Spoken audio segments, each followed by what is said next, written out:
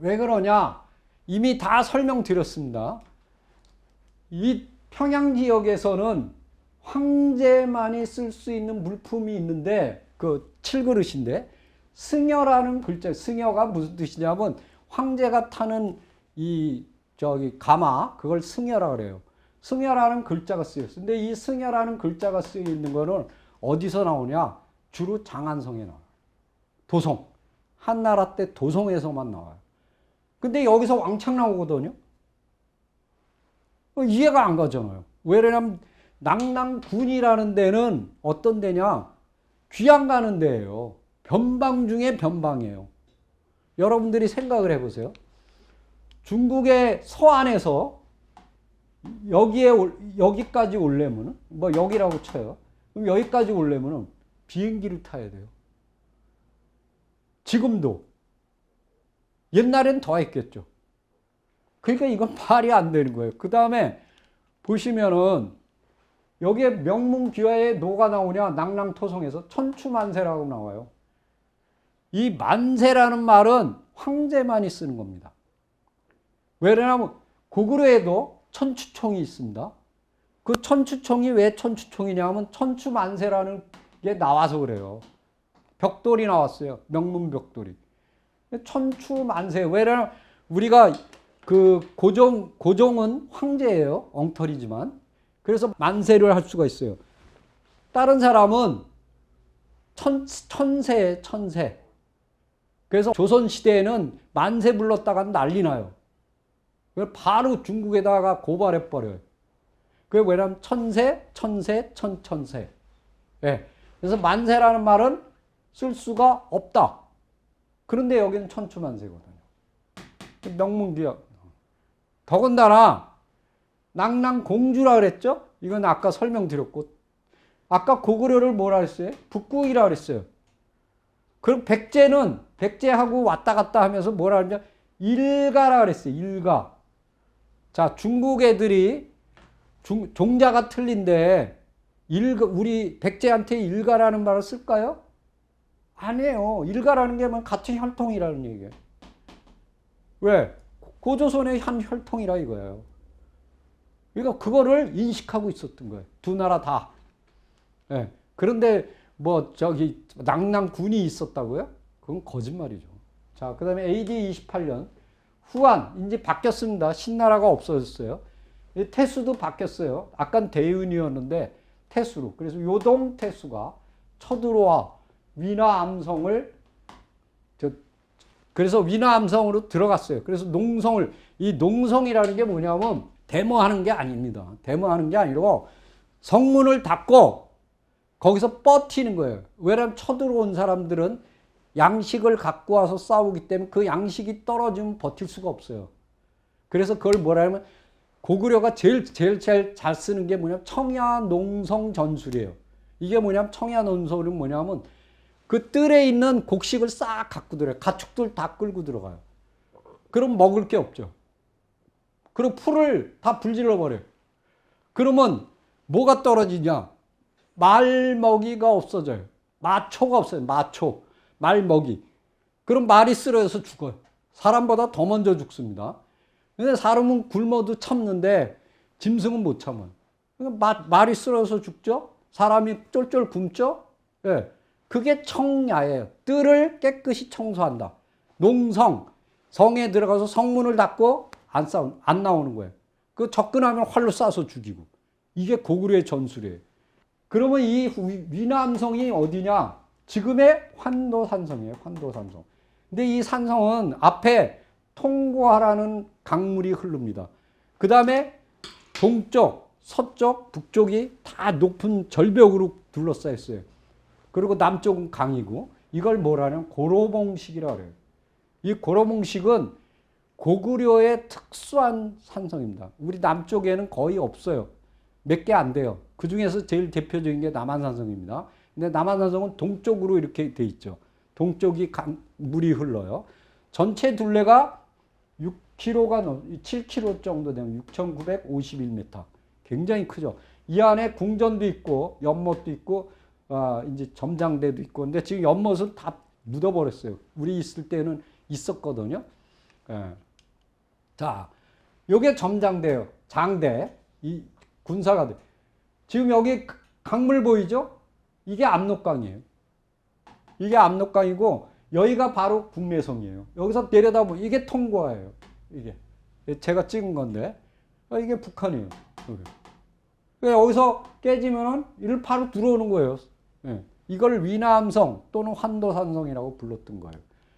자, 그 다음에 얘네 지금 여기 후안이 이거잖아요. 이게 요하니까 이렇게 여기서 쳐들어온 거예요.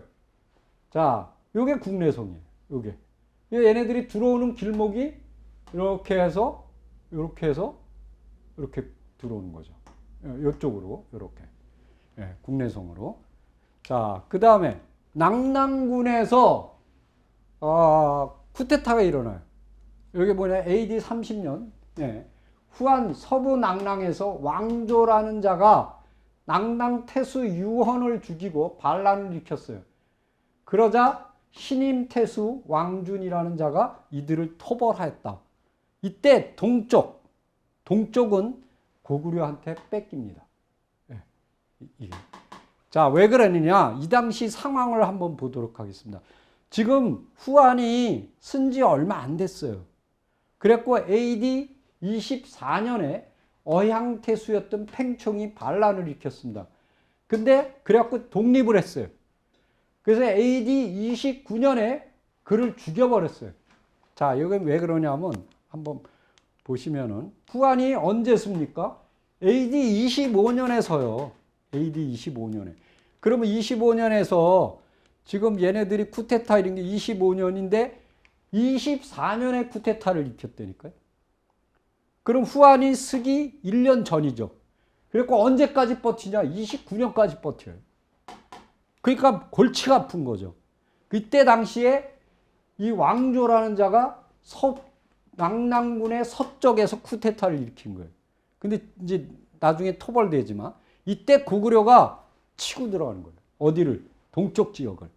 그래서 이 동부 낙랑이라는 것은 단단대령이라는 곳을 중심으로 해서 동쪽 지역입니다. 그럼 단단대령을 지금 개마고원으로 보고 있거든요. 아니에요. 의무러산입니다. 의무러산. 그래서 의무러산 동쪽이 동부 낙랑, 서쪽이 서부 낙랑 이렇게 되는 겁니다. 자, 이때 여기 보면은 이 동부 낙랑 지역에 해당되는 것이 뭐냐면 서옥조 지역이에요.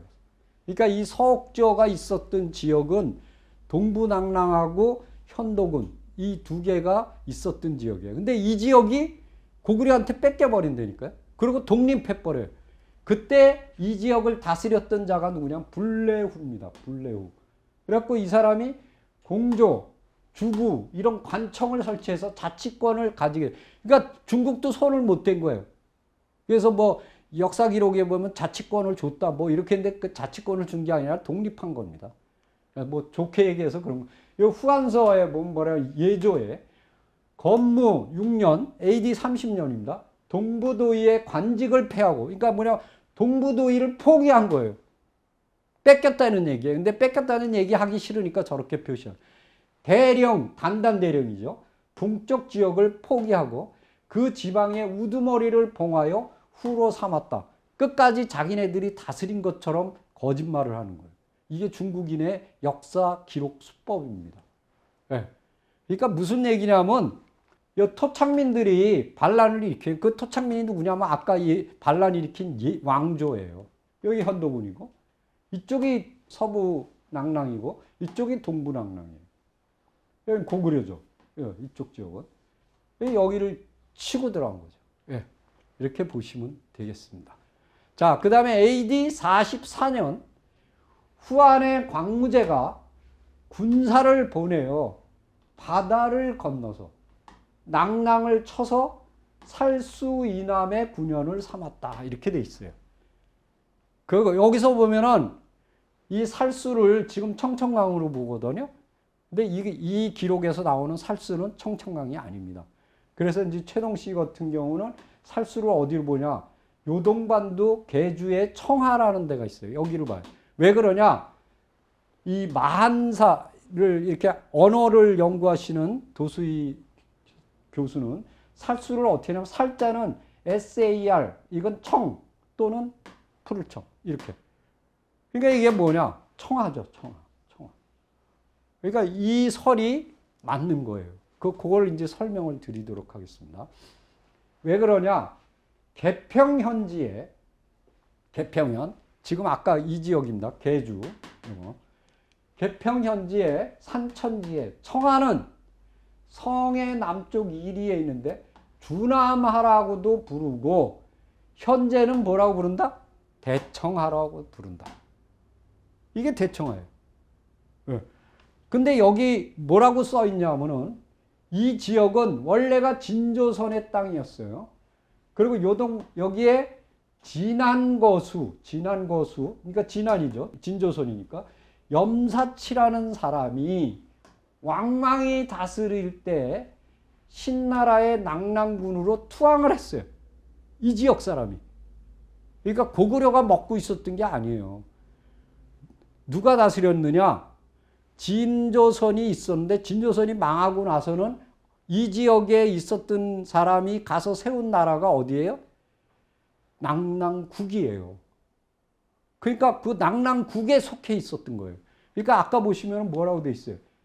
여기 군사를 보내어 낙랑을 쳤다 그랬어요. 이건 평양이 아니에요. 그 낙랑 사람들의 원 고향이 있어요. 그게 여기입니다. 근데 여기에 뭐라고 되냐면 왜냐하면 요사 지리지 동경도 요양 부근이죠. 진주 이제 진조선이라는 얘기죠. 진주는 본래 고구려의 계모성으로 진주로 고쳤다. 이것은 진안에서 얻은 이름이다. 맞죠? 진조선의 땅이에요. 현재는 계주시예요. 예. 그러니까 딱 모든 게 다 맞아 떨어지는 거예요, 지금. 그러면 어디냐, 지금 위치가. 여기. 개평. 여기죠. 근데 아까 남옥조가 어디 있었어요? 여기잖아요. 해성. 여기를 먹은 거예요. 그리고 쭉 밀고 들어갔겠죠. 여기가 경계선이에요. 여기가. 그러니까 고구려가 이걸 다 못 먹은 거예요. 이걸 쭉 밀고 여기까지 먹은 거예요. 그러자 여기에 있던 세력들이 어디로 붙어버린 거예요? 후안으로 붙어오니까 후안이 바다를 건너서 여기를 차지했다는 얘기예요. 여기 보세요. 여기가 대청하예요. 여기. 해주가 여기고. 이게 남옥조 땅이잖아요. 남옥조. 그러니까 고구려가 이렇게 밀고 내려오는 거죠. 그래서 여기서 딱 끝인 거예요. 자, 지금 이쪽은 후안. 이쪽에서 배를 타고 이렇게 치고 들어온 거예요. 그러니까 지금 여기하고 여기 두 개를 후안이 먹어버린 거예요. 그러니까 고구려가 여기서 딱 정지해 있는 거죠. 이쪽하고 요하고 이 대청하에서 딱 정지해버린 거예요. 그거를 지금 설명드리는 겁니다. 자, 그 다음에 요동반도 남부의 그 유적을 한번 살펴보도록 하겠습니다. 뭐라냐면 후한서 광무제 44년조에 동의의 한국인들이 무리를 거느리고 낙랑에 와서 조정에 귀부하였다. 지금 보면은 이 동의의 한국인이 어디예요? 요동반도 남부예요. 그리고 여기 보면 왕망, 지황연간 AD 22년에서 23년 낙랑군에 투항했던 염사치가 있었던 곳이다. 그러니까 얘네들이 똑같은 종자예요. 근데 이게 어디냐? 지금 금주 지역이다. 금주. 그러니까 요동반도 제일 남쪽 여기 이 지역이죠. 이 지역. 네. 근데 이 일본 분인데 삼택준성이라는 분이 쓴 책이 있어요. 이게 이제 고고학 책인데 동북아시아 고고학의 연구라는 책인데 이 책에 보면은 이 지역에 후한 시대 고분들이 요동반도 남부에 분포되어 있다. 그래서 이제 지도를 그려놨어요. 그게 이제 이겁니다. 여기 보세요. 요 X차를 친 거, 요거. 이게 여기 뭐랬어요? 한묘, 한나라 시대 묘, 한나라 시대 성터. 요거는 한나라 시대 성터예요. 요거 하고 요거 한나라 시대 성터예요. 여기도 정확하잖아요. 네. 지금 역사적 사실하고 정확히 일치하고 있습니다. 그런데 이전에 다 뭐라 했어요? 진조선에 속했던 진한 사람들이라 했잖아요. 그걸 한번 살펴보도록 했어요. 요동반도 남단에는 석봉구 고인돌, 소관동 고인돌, 강상 적석총, 누상 적석총, 윤가촌 패총, 그 다음에 장군산 적석총, 노철산 적석총, 타두 적석총, 목양성지 이런 것들이 있어요. 여기서 뭐가 나와요? 비파용동검, 세용동검 다 나오거든요. 고조선 유적이 분포되어 있어요. 제가 표시해 봤어요. 여기서요. 석봉구 고인돌 여기에, 소관동 고인돌 여기, 강상누상 여기에요. 목양성 여기입니다. 여기가 타두, 윤가촌, 노철산, 장군산 여기 다 몰려 있어요. 이거랑 일치하죠. 그러니까 이 세력들이 후한으로 투항한 거예요. 역사적 사실과 그리고 지금 남아있는 유물, 유적 모든 것들이 일치하고 있습니다. 네. 자, 그 다음에 이제 여기 뭐라고 돼 있냐면 AD 47년 민중왕 4년에 잠지불학의 대가 재승이라는 사람이 100만 가면 한 5만 명 되겠죠? 일가가 5명이니까 낙랑군으로 가서 후한에 투항하였다 이렇게 돼 있어요. 근데 이 잠지불학이 뭐냐? 이게 고구려가 차지한 낙랑군 동부도의에 있었던 현이에요. 영동, 칠현. 그러니까 단단대령의 동쪽에 있었던 현 중에 하나가 잠지불학이에요. 근데 이들이 고구려가 이제 싫은 거야. 그래서 쿠데타를 일으켰고 후한으로 이탈해 간 거예요. 이게 이제 잠지불학이다. 이렇게 이제 보시면 되겠습니다. 지금 어디냐? 여기죠, 여기. 이 지역 중에서 한 불학이 이렇게 이탈해서 이쪽으로 빠져나가는 거죠. 예, 그거를 볼 수가 있습니다. 그래서 지금까지 쭉 보시면은 고구려가 지금 남옥조 이쪽 지역이죠. 여기서 여기를 차지하고 이제 그거를 좀 다른 지도를 한번 보도록 하겠습니다. 요겁니다. 지금 이쪽 지역을 이 해성 지역을 먹었어요. 고구려가. 그랬고 여기까지 쭉 내려갔는데 여기서 딱 멈춘 거예요. 그리고 이쪽 지역은 이렇게 동쪽까지 낙랑의 동부 지역까지 이렇게 먹은 거죠. 그랬는데 지금 이쪽에서 이렇게 이쪽을 친 거예요. 그래서 이쪽 지역에 있던 세력들이 후한으로 이제 이탈해서 고구려가 이제 싫은 거죠. 예. 그랬다가 이 동부 낙랑 지역까지도, 그러니까 이건 이제 고구려가 먹었던 지역 아닙니까? 여기. 예. 여기를 다스리고 있으니까 이제 지금 후한이 여기를 먹은 겁니다. 그 다음에 이쪽을 먹은 거죠. 이렇게. 그리고 이제 고구려가 여기를 이렇게 밀고 들어가고 여기까지 밀고 들어왔는데 여기에서 한 현인 잠지불학이 이쪽으로 이탈해 나간 거예요. 그러니까 지금 보세요. 여기가 양맥이죠? 양맥. 여기 이제 국내성에서 양맥을 치고, 그 다음에 요하로 들어가서 여기를 치고, 그 다음에 이쪽으로 쭉 내려가서 여기를 치고, 지금 일로 들어가서 여기를 치고, 이렇게 고구려가 팽창해 나가는 거예요. 팽창하는 과정에서 여기에서 딱 멈추게 된 거죠. 네. 그런데 이거를 이제 착각해서 여기 낙랑국으로 자꾸 착각하는데 여기가 아닙니다. 그거를 정확하게 알아야 이게 이제 풀리는 거죠. 근데 이제 그거를 다행히도 이제 그거를 이제 풀어준 게 이런 유적들입니다. 이게 이제 고조선 시기 말기의 유적이고, 요게 이제 그 일본 학자분들이 표시한 삼택 준성이라는 분이 쓴 책에 여기 한나라 때 고붕하고 성토를 정확하게 이렇게 표시하고 있는데 일치하고 있다라는 것을 여러분들이 잘 보시면 되겠습니다. 그래서 이 고구려 초기사가 이렇게 자칫 잘못하면 엉뚱한 데다가 이렇게 이제 갖다 놓을 수가 있어요. 그래서 지금 보면은 대부분 엉뚱한 데 이렇게 비정이 돼 있고 막 그렇거든요. 특히 이제 옥저 같은 경우는 굉장히 많이 뒤틀려 있습니다. 왜냐하면 동옥조, 그 북옥조하고 이렇게 이제 보시면은 엉뚱한 데 가서 이렇게 이제 있는 경우가 있어요. 그래서 이거 보십시오. 여기가 동옥조거든요. 여기 북옥조란 말이에요. 여기가 남옥조거든요. 여기가 서옥조거든요. 이게 전혀 틀려. 근데 이걸 갖다가 여기다가 픽스 시켜놓고 네 개를 다 풀어버리니까 엉뚱하게 나오는 거죠. 그래서 그런 문제들을 정확하게 짚어나가지 않으면은 고구려 초기사부터 뒤틀리게 돼요. 그러면은 못 풉니다. 막 꼬여요.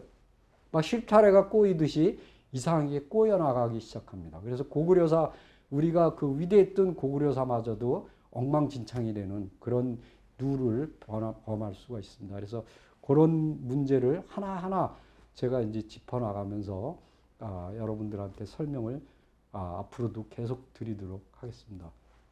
수고하셨습니다.